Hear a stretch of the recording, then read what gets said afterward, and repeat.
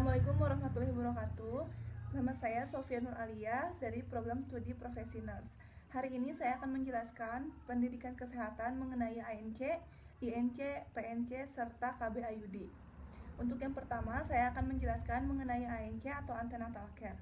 ANC adalah pemeriksaan kehamilan yang bertujuan untuk mengoptimalkan fisik serta mental pada ibu hamil. Selain daripada itu, terdapat 10T dalam antenatal care. 10T yang pertama ada ukur tinggi badan dan berat badan pada pasien, lalu yang kedua ada ukur tekanan darah, lalu yang ketiga ada ukur nilai zat gizi pada ibu hamil, yang keempat ada ukur tinggi fundus uteri, yang kelima ada tentukan presentasi janin serta denyut jantung janin, lalu yang keenam ada screening status imunisasi tetanus, yang ketujuh ada pemberian zat besi. Nah, zat besi ini minimal 90 tablet selama masa kehamilan. Lalu selanjutnya ada tes laboratorium, selanjutnya ada tata laksana kasus, dan yang terakhir ada konseling persalinan, perencanaan persalinan serta pencegahan komplikasi. Nah, apa sih tujuan ANC? Nah, ANC ini jelas sekali ya, banyak sekali tujuannya, seperti menyiapkan persalinan, mempersiapkan pemeliharaan bayi dalam proses laktasi, lalu yang terakhir ada mengantarkan pulihnya kesehatan ibu secara optimal. Selain daripada itu, berapa kali sih minimal kunjungan saat pemeriksaan ANC? Nah, ANC ini terbagi ke dalam 3 bagian saat kita akan mengunjungi dokter ataupun bidan. Nah, yang pertama ini ada 1 kali setelah trimester 1, yaitu berkisar antara 14 minggu, lalu ada 1 kali saat telah menginjak usia trimester 2, yaitu berkisar antara 14 minggu sampai dengan 28 minggu.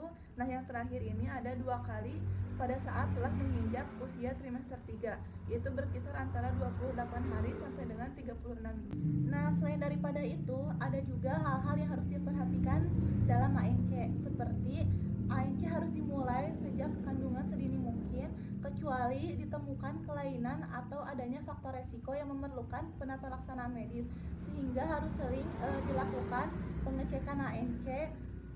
Lalu yang ketiga itu ada yang dibutuhkan itu ternyata bukan kuantitas melainkan kualitas. Nah, kualitas yang bagaimana sih yang diperlukan pada saat ANC?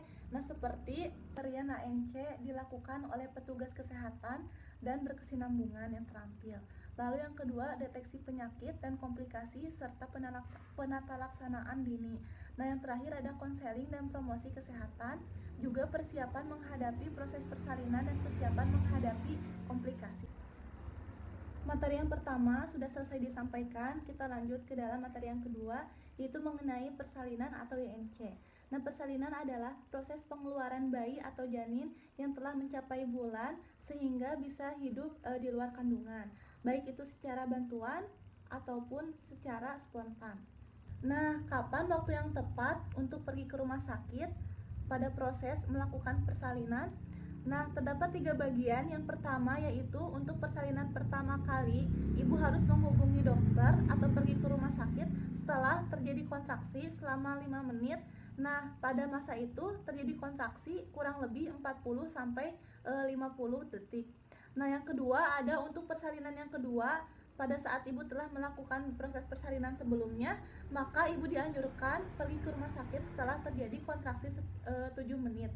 Nah, yang terakhir ada ibu yang telah melakukan proses sesar sebelumnya, maka ibu harus datang ke rumah sakit sebelum terjadinya kontraksi.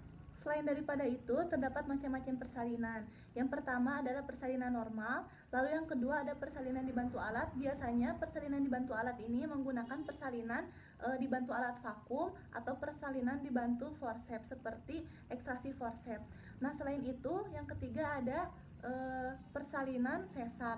Nah, operasi sesar ini terbagi ke dalam 2 bagian. Yang pertama itu ada operasi sesar terencana, lalu yang kedua ada operasi sesar secara emergensi. Di mana operasi sesar emergensi ini ketika telah dilakukan persalinan atau proses persalinan terjadi sesuatu hal yang tidak diinginkan sehingga menimbulkan harus segera dioperasi sesar, yaitu bernama operasi sesar emergensi.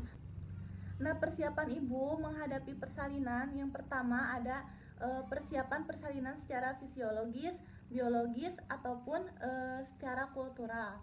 Nah, yang kedua ada persiapan secara tabulin atau tabungan ibu bersalin.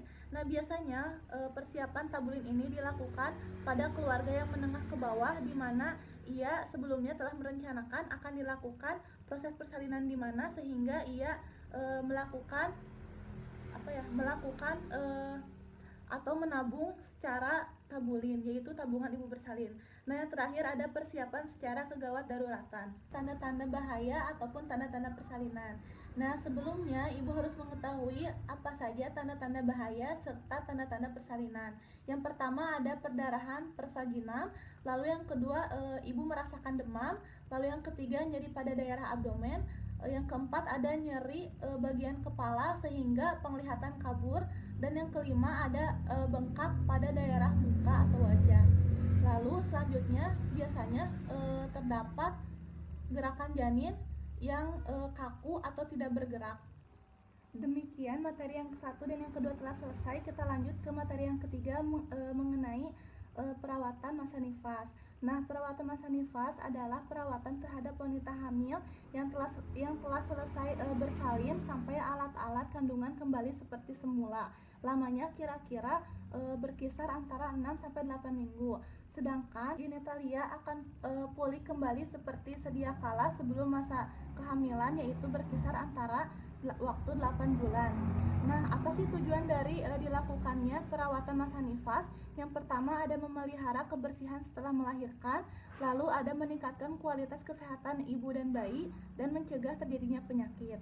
Nah, adapun hal-hal yang harus diperhatikan pada saat perawatan masa nifas seperti mobilisasi pada ibu, lalu yang kedua ada pemberian makanan ataupun vitamin, lalu yang ketiga ada eliminasi, dan yang terakhir ada personal hygiene. Nah, personal hygiene ini sangat berpengaruh ya, karena jika personal hygiene-nya baik, maka ibu akan terhindar dari infeksi dan risiko komplikasi. Selanjutnya kita bahas materi yang keempat, yaitu tentang KB IUD.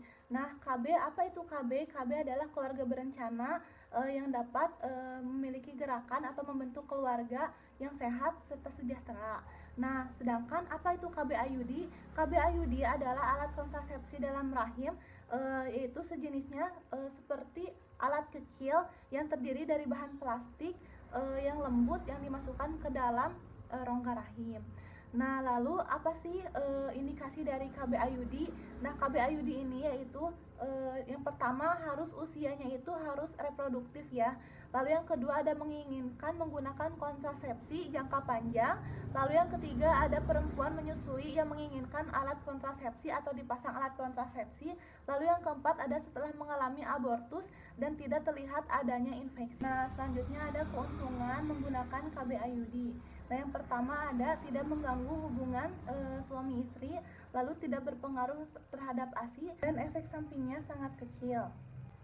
Lalu ada kerugiannya, yang pertama itu haidnya berlebih, lalu nyeri saat haid, dan peningkatan resiko infeksi radang panggul.